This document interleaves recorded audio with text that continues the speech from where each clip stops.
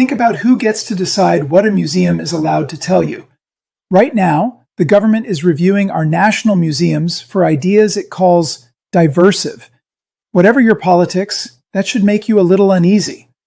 Black people across this country are outraged at what is happening now with these efforts to do away with the African American Museum and all of the Smithsonian. They're outraged because they've lived too many years, been through too many struggles, suffered too many bruises, and clearly have very, very, very little to show for that sojourn here in this country. I want to be real clear about this.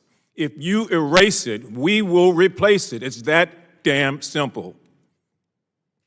We don't seem to learn. If anything, we should be looking at history to learn and to make sure that we are taking advantage of what we've learned.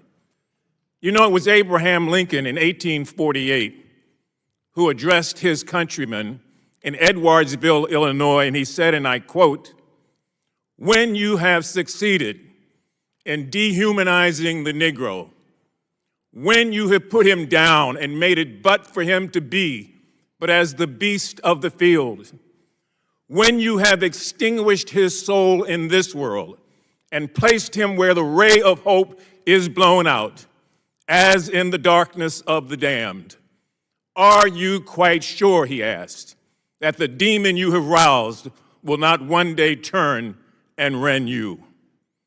He said, "What constitutes the bulwark of our freedom and our independence?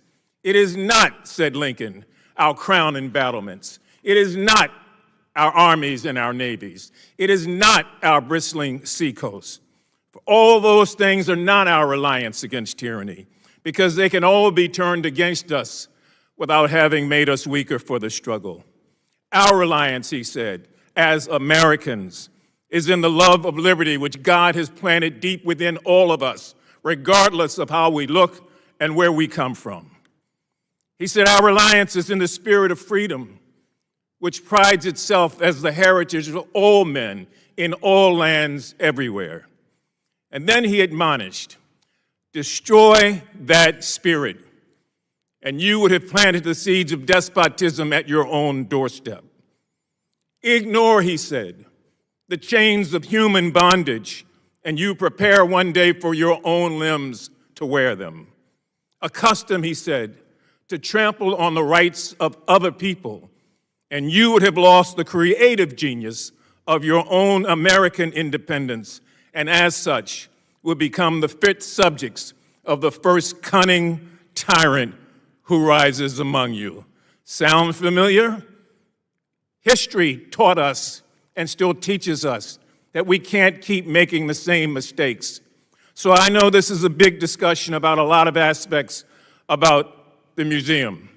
But I'm here as a black man who grew up in segregation, who wasn't allowed to go certain places, who drank from a water fountain that said colored, who found his mother and his father unable to do anything other than basic day work. And if for no one else, if for them and their spirit and all the other nameless and faceless black men in this country and black women who made their bodies bridges, that some of us could get to the university, that some of us could get to a good job, that some of us could get to the United States, if for no other reason. I want this to go out loud and clear, and I'm not speaking just on behalf of myself. I know that I speak on behalf of so many people who are not here today. We will not let you destroy that museum. No matter how long it takes, how many battles are required, how much effort is needed, we will not allow that to happen unless you find a way to kill all of us and walk over our bodies to change history. That history is too sacred, it is too precious, and it will not be erased. Because, as I said, if you attempt to erase it, we will continue to replace it over and over and over again. Who won the 2020 presidential election? Biden was president from 2021 to 2020. Who won the election, sir? I'm just trying to test where you're coming from. Biden won the election. Excuse me? Biden won the election. Okay, Dr. Spalding? Thank you. Dr. Blight? Okay, great. Thank you. So,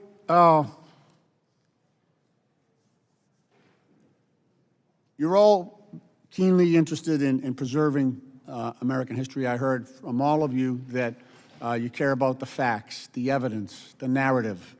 You know, as an Irish Catholic from Boston, I was in the third grade when John F. Kennedy was assassinated. And the nuns in our school made sure we understood everything about JFK's life. You know, a lot of people don't realize he's the only president to ever receive the Purple Heart because of his heroism in the Solomon Islands during the Second World War.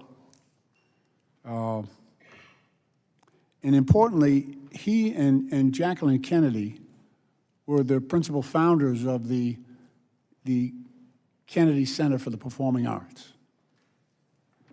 And much of the drive came from Jacqueline, to be honest with you, but the President and the First Lady raised all the funding for the Kennedy Center for the Performing Arts. And in his life, you know, and at the end of his life, President Kennedy sacrificed everything for this country. And you know where I'm going with this? The current president came in, having nothing to do with the establishment of that institution, and put his name above John F. Kennedy's on the Kennedy Center for the Performing Arts. As an Irish Catholic from South Boston, that was stolen valor. That was stolen valor. He had nothing to do with that. And it was distortion of history. To someone who visited that for the first time, they would not know. They would not know the history of that building and the fact that it's the only building in the United States Capitol that honors Kennedy's memory and his legacy. Kennedy sacrificed everything. You know, he inspired me to get into politics. Dr. Blight, let me ask you, is distorting that in that stolen valor, renaming that building, changing the history of that building with no basis for doing so, is that a distortion of our history as well? Of course it is. Erase it and it will come back. On that day, I was in Mr. Barron's 9th grade civics class when he went to the door to get the information that Kennedy had been shot, and he addressed the class to tell us the president was dead. I will never forget that. Yeah. And what a great museum does, what a good class does, what a historic site does, is it simply inspires a sense of history. Why the past matters. You could not have been in a schoolroom that day and not had a sense of history. It certainly was part of mine. Right. Thank you. You know, I understand, you know, sometimes political correctness can act as censorship, or it can distort the history and you know, the way we view the world. And I understand that. I understand it. And I understand some of the pushback is about perhaps the censorship that is present in political correctness. But then the facts are the facts. Dear God, you know, the president, you know, continually goes back to 2020 election to say that he won it. And we should stand together and reject that crap. Because finally, we have abandoned the pretense that this subcommittee has anything to do with government efficiency. Just like Elon Musk's Doge wasn't about efficiency, it was an ideological purge of the federal government, this assault on the Smithsonian has nothing to do with efficiency. It's an ideological effort, to quote Mr. Gonzalez, a cultural battle. But let's go ahead and talk about rewriting history. Let's talk about it. Because that's what the Trump administration is doing as we speak. It's Jackie Robinson. Before he stepped onto Ebbets Field, he wore the uniform of the United States Army.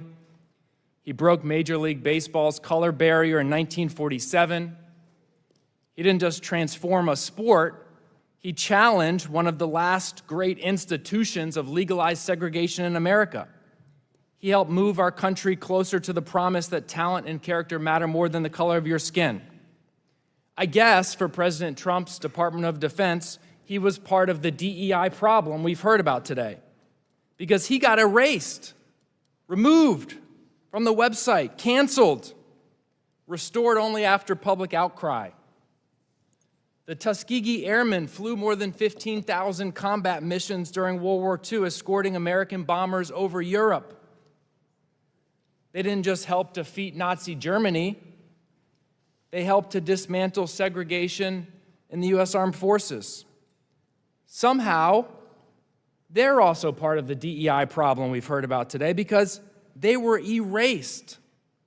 The Air Force removed a documentary on the Tuskegee Airmen from their course instruction. Navajo code talkers.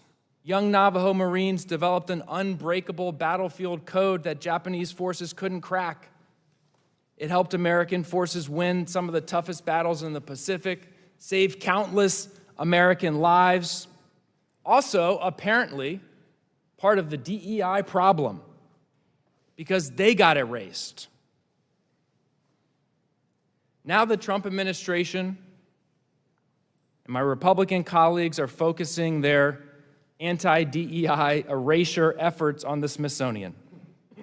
Last week, they released this report we've discussed today, saying the museum has been captured by, quote, extreme political activism. It's pretty extreme, deleting Jackie Robinson. Why the report? Because the museum tells the full American story. It examines slavery alongside liberty.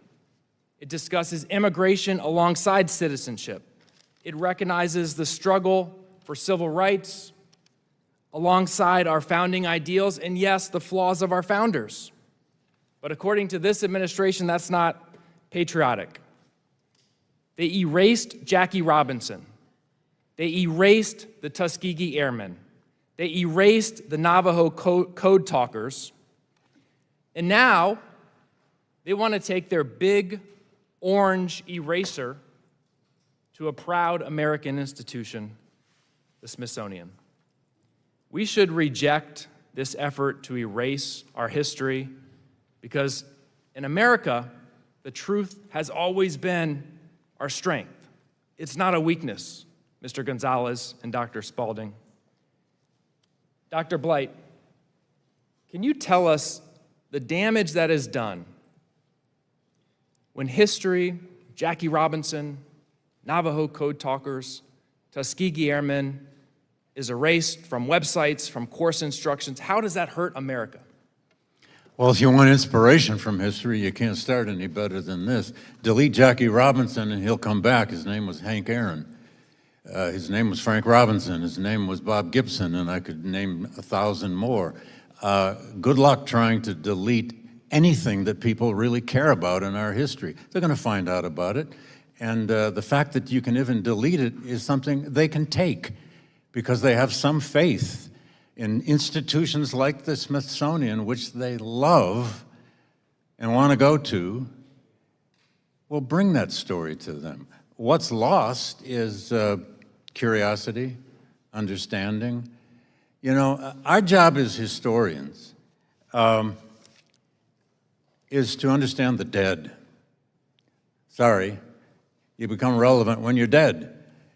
But the reason we want to understand the dead is so that we can really understand the living.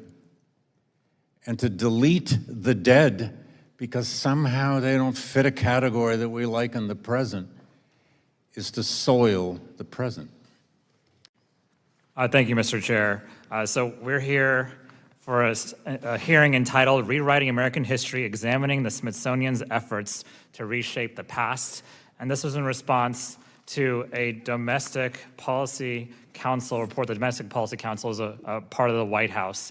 And what's interesting is that I was looking back, this seems to be one of the only Domestic Policy Council standalone reports this year. In fact, perhaps this administration. The only one I could find was the last one they did on the National Report on Paper Straws. And so this is how our Domestic Policy Council is spending its time, at a time where we have higher costs across the board, where we have a war going on in the Middle East, and where we have people hurting every single day, losing their access to healthcare, losing their access to food assistance because this Domestic Policy Council recommended it be cut. That's where we are right now. And I think it's really important. Mr. Gonzalez, I want to go back to a quote. You quoted Stanley Kurtz in your opening saying, "You can say that the economy and foreign policy are more important than these cultural battles over the long haul." That's simply not true. Do you stand by that these cultural battles are more important than our economy and our foreign policy? Oh, absolutely, yes. I think it was Lincoln who said, no soldier, no foreign soldier so you think is going to that- take a drink from the Mississippi. So you think that this particular hearing on what where the Smithsonian is putting Thomas Jefferson's desk is more important than people facing higher utility costs? That's not what the report is focused on. That's what you just said. That's No. You just The said report that is not. the cultural battles are more important Yes. to you and more important than the higher costs of living that Americans are facing today. Over the long term, they are, and it's not Interesting, about because where Thomas Jefferson's desk is. I think the president would agree with you. I think this administration would agree with you, and that's how they've acted. And so let's just talk about the report, since everyone wants to be here to talk about it, it seems. The report actually had a lot of things that weren't true. For instance, the opening of it talked about how the Smithsonian wasn't speaking enough about America 250, but I looked at the Smithsonian's website, and the first thing it talked about was America 250. Mr. Gonzalez, how much money do you think that report costs the American taxpayers? Because you're at the Heritage Foundation, so I know you care a lot about American taxpayers. I have no idea. You didn't ask about how much the report actually costs? No I think one it would be looked hard into to this? assess, It'd be hard given to all the assess, input that okay. went into the report, how much it costs. I asked AI, they said probably millions, potentially. Okay. Yeah, But so yeah, because probably. of staff time, because of outside I would advise you against using AI, consultants. however. Yeah, Congressman. okay. Well, It- sounds good. Well, it I had to hallucinates ask a lot. somebody because he didn't have the answer to Yeah, it. it hallucinates a lot. Yeah, well, sounds good. Well, the other thing is, do you think there should be mentions of Trump's impeachment at the museum? Sure. I mean, yeah, it happened. It's history. Do you think there should be a wing of the museum dedicated to President Trump? I have no idea. I'm not a curator. I don't know whether there should be a wing dedicated to President Dr. Trump. Spalding, do you think there should be a wing of the museum dedicated to President Trump? I don't think there should be a wing dedicated to any one president. Okay, interesting. Even George Washington? I think in the context of what he did in terms of the American Revolution, that kind of thing. I think what's Yes. actually happening, it's not that you don't want ideology in the museum, it's that you want your ideology in the museum. And you want the museum to reflect your values, your specific views on things, and not the views of what actually happened, which was the facts. And so that's what we want, is we want the facts in the museum. We want people to come away with patriotism, because they will if you show them the facts of this great country. And so I completely agree. applaud for everything that's happened in this first 250 years of America, the good and the bad. The bad wouldn't have led to as good as what we've gotten. 100%. And I look forward to the next 250 years. And I look forward to teaching my kids and grandkids the facts. I yield back. We agree. Today, I have enormous concern about what is happening at the museum structure, particularly under the Trump administration. History is not something that we seek to change or bend. History was taking place before we arrived. History is something that we should learn from. And to the degree that Mr. Trump, specifically on the 4th of July of 2026, took further attacks at the National Museum of African American History, I thought it was very concerning. And he says that it is divisive, that we should show the happier side of American in slavery, that we should show things that we have to unify us. I think what unifies us is the truth. Mr. Blight, I would ask you, Dr. Blight, from your historical perspective, what does it say about a society that cannot reconcile its history, its truth, and where are we now? Well, for one thing, it says it's a mature society. History's never easily reconciled. One example, members here today have said that America is unique, exceptional, and great because we ended slavery. Actually, it is far closer to a historical truth that America is unique and exceptional in that it took a massive all-out civil war to end slavery. We are the only country or empire in the world that killed 700,000 of its own people in order to no longer have slavery. We have all become abolitionists now. We all like to celebrate America ended slavery. But if we don't know the process by which we got to that point, we know next to nothing. Well, let me ask you, there is now this attempt, if you will, they're saying that our history is divisive. There were great people. Senator Charles Sumner is a personal hero. Thaddeus Stevens, these were some of the people that were called the great Reconstructionists, if you will, that brought about America. When you cancel out African Americans in American history, you in fact don't tell the whole story. The purpose under Dr. Carnegie Woodson, who started off with African American History Week, and then Gerald Ford creating African History Month, and even to the dedication of the museum that was allocated the land by George W. Bush. How do we tell the whole story so we can show the progress that we've made and the resilience in America? Well, Congressman, it's not simple. Last fall, with two colleagues at Yale, Beverly Gage and Joanne Freeman, I taught a course called America at 250, A History. Now, no one teaches this way anymore. No one tries to do the whole story in one course. We had so many people attending the course, we had to hold it in the chapel of the university. And it was done under a rubric where Yale allows the community to come. We had 400 local citizens attending every day. We had 400 undergraduates attending every day. We taught the whole national story, the big picture, in one course. It was a little crazy, but we pulled it off. And we found there was a deep yearning to know the whole story, but through all of the new histories as best we could that we've come to know and understand. It goes without saying that if you erase your past, you'll pay for it. Well, I'd like to say very much thank you, and I'd like to share this for the record. I was at the dedication of the museum 10 years ago, and George W. Bush, I have to say thank you to him. He dedicated this land, he wanted it prominent, and he also said in his remarks, and I would recommend other people read his remarks, there were about 5 minutes, and this is just one brief section. He says, this museum is an important addition to our country for many reasons. Here are three. First, it shows our commitment to truth. A great nation does not hide its history, it faces its flaws and corrects them. This museum tells the truth that a country founded on the promise of liberty held millions in chains, that the price of our union was America's original sin. I went and I thanked Mr. Bush for having made this a very prominent part of the mall and for having brought truth to the American narrative. Dr. Blight, I'll leave you with any last words. Well, I'd only add to that no less than Lonnie Bunch himself thanks President George W. Bush every chance he gets for the support for that museum. My first question is to Mr. Gonzalez. I appreciate your testimony today. We've heard some pretty concerning things throughout this hearing. I'm curious, from your perspective, what's fueling this ideological takeover of many of our institutions? Yes, thank you, Senator Jack. Good to see you again. I agree with Dr. Blight that fascists try to seize the past to control the future, but it really is the trademark of Marxists. This is what Marxists do. I think that people who want to truly transform the country seize the cultural institutions in order to mold how people think. This is their own words. The leadership of the Smithsonian says constantly that it wants to use the museum to transform America, for societal transformation. They see history itself as a tool, an instrument to change society. So you only have to quote what they say they want to do. What would you say are the most egregious examples of this takeover that you've seen on display at the Smithsonian?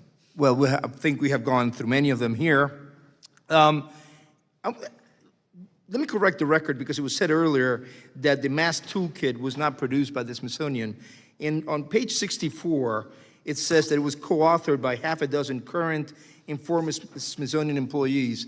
The fact that the staff of the Smithsonian is trained, was trained for 4 years for 3 years after the Smithsonian apologized, I think that's pretty damning. They were trained for 4 years on how to use history to transform America.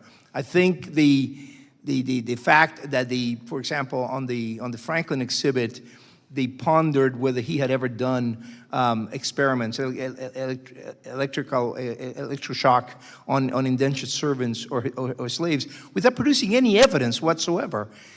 I think that is pretty shocking. Why smear a founding father such as Ben Franklin by pondering such a really bizarre thing?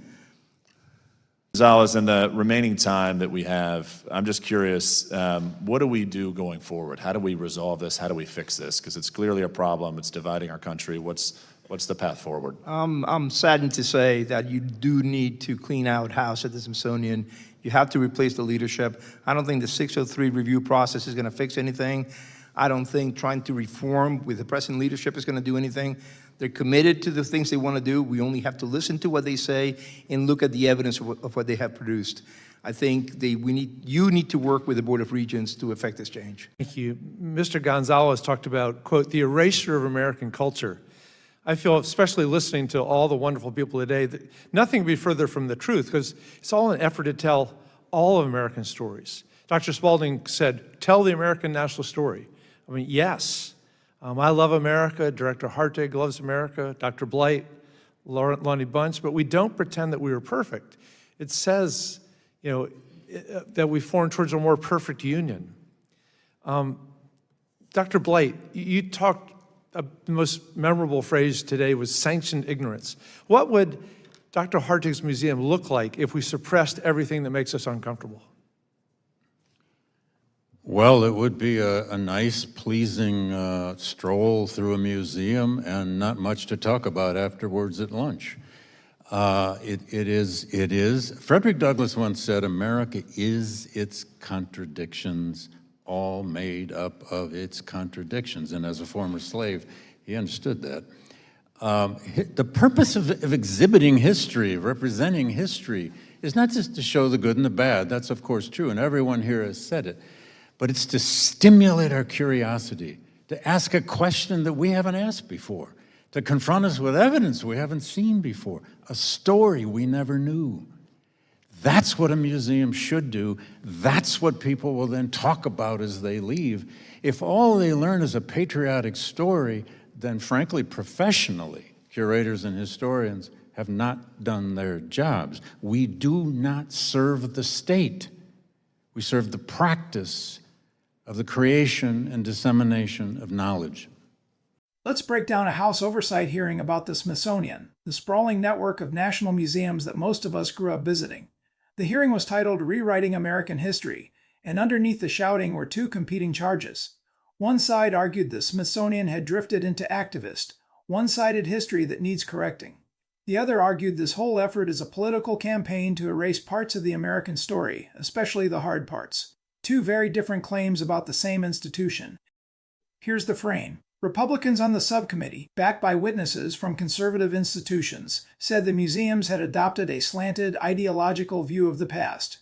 Democrats, from Kwesi Mfume to Don Beyer, said the real agenda is to strip the museums down and remove uncomfortable history.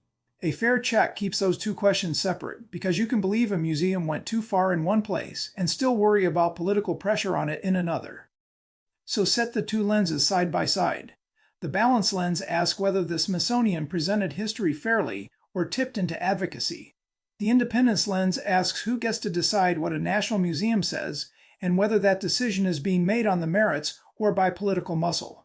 This breakdown checks each against the record, not the volume in the room. One ground rule. This is politically charged and it touches painful chapters of American history, so we'll keep it factual and measured. We're not here to tell you the Smithsonian is perfect or that its critics are acting in bad faith. We're checking what's verifiable, what the museums actually published, what was changed, and who has the authority to change it. The goal is clarity for you, not a verdict on the politics. Start with the facts almost no one in the room actually disputed. Here's the scale. The Smithsonian runs 21 museums and the National Zoo, and the public pays for most of it, roughly $1 billion a year in federal funding. Because it's taxpayer-supported and chartered by Congress, both sides agree lawmakers have a legitimate role in oversight. The disagreement isn't whether Congress can ask questions, it's what those questions are really aimed at. And here's a fact both sides leaned on. The Smithsonian is not run day to day by the White House. It's governed by a board of regents that by law includes the Vice President, the Chief Justice, and members of Congress from both parties. That matters for the independence question, because it means changes to the museums are supposed to run through a bipartisan board, not a single official's preference. Now, the first charge, that the Smithsonian tipped from history into advocacy. The critics' case has some real anchors. In 2020, the museum devoted to African American history posted an online chart on so-called aspects of whiteness that listed things like hard work and individualism as white cultural traits. It drew heavy criticism, and the museum took it down and apologized within days. Whatever your politics, that episode is fair to cite, and the museum itself treated it as a mistake. But be precise about what that proves. One withdrawn web graphic from years ago, or a disputed line in a single exhibit, is evidence of specific errors that were largely corrected. It is not, by itself, proof that the entire institution is captured by an ideology. The honest version of the critic's point is narrow. The Smithsonian has at times gone too far and should be held to a high standard of balance. That's a reasonable ask. Now the second charge, that this is less about accuracy and more about erasing history. The Democrats pointed to an executive order this year directing officials to review the Smithsonian for what it called divisive or anti-American ideology, and to the president publicly criticizing the African American Museum. Their worry, voiced by Kwesi Mfume and Jonathan Jackson, is that this pressures a supposedly independent institution to soften how it tells the story of slavery and civil rights. That's a legitimate concern about process, separate from any single exhibit. Congressman Walkinshaw's example was Jackie Robinson. Earlier this year, a government webpage about Robinson's Army service was quietly taken down during a broader purge of diversity content, then restored after public backlash. It happened at the Defense Department, not the Smithsonian, so it's not a direct hit on the museums. But it's a fair illustration of his underlying point. When history is edited by political directive, even celebrated stories can vanish by accident. There's a fairness point owed to the majority here, too. Wanting museums to emphasize national unity, or to present a fuller picture that includes American achievement alongside its failures, is a legitimate editorial view, not automatically censorship. The real dividing line is method. Revising an exhibit through historians, and the museum's own bipartisan board is normal. Ordering changes by political fiat is the thing that makes independence advocates nervous. Both sides, quietly, agree. Method is what matters. So where does it leave us? With a museum that has, at times, earned real criticism for balance and a correction effort that raises real questions about who controls the national story. A serious country can ask its museums to be fair and still refuse to let any single administration rewrite them by decree. Those two commitments aren't in conflict. Holding both at once is the whole job. Watch what happens next, not the sound bites. Watch whether specific exhibits are changed through historians and the bipartisan board or by political order.